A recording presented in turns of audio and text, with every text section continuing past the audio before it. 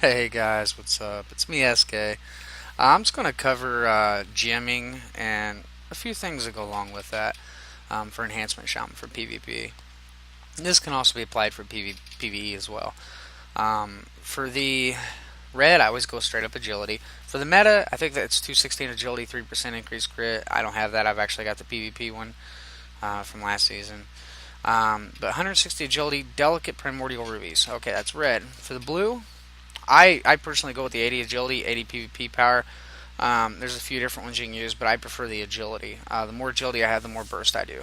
That's what I use. The PvP power, that's just in there. I wanted to match the socket because I get another 60 agility for matching it.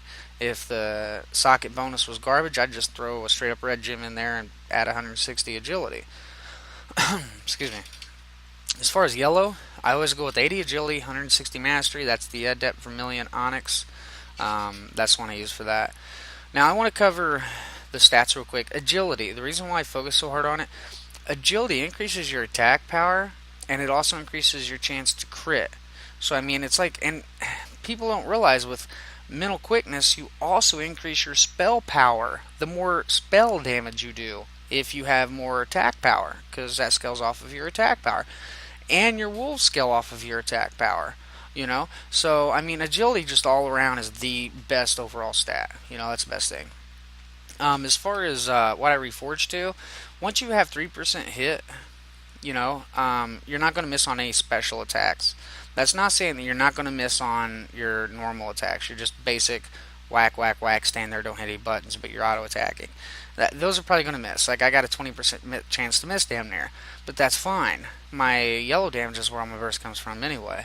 So 3%, a little over, that's fine. Same way with expertise. Now, expertise, I'm a little bit higher because my race, for one, I'm using axes, but ideally, what this does is the closer to 7.5 you get, the less chance a player has of dodging or parrying you, and that's awesome. You don't want to get dodged, you don't want to get parried. Like right now, I'm at 4.47. You got a 0% chance to dodge me for the most part. And a 1.53% chance, 1.5% chance that you're going to parry it. So that's pretty good. That's not bad. So those are two things to keep in mind. Now, as far as enhancement, haste for me is, in my opinion, much better than mastery. Even though mastery is right there, it's right next. But when I'm reforging, if I get a chance to reforge, say crit, like say I've got mastery and crit on an item, I'll reforge the crit and haste. And the more haste you have, the better it is. Because see, what happens with haste is that it increases your attack speed, which also benefits your flurry and translates over to your pet's attack speed, and decreases the cast time of any spells that you might need. Say you got a hard cast, say you got a 3-second cast, might make it a 2.3, not to mention, it also lowers your global cooldowns. So that's pretty much it. I'm pretty sure I covered most of the stuff to kind of go over and look for. As far as enchants, like I said, anytime you could put mastery or haste on something, do that first.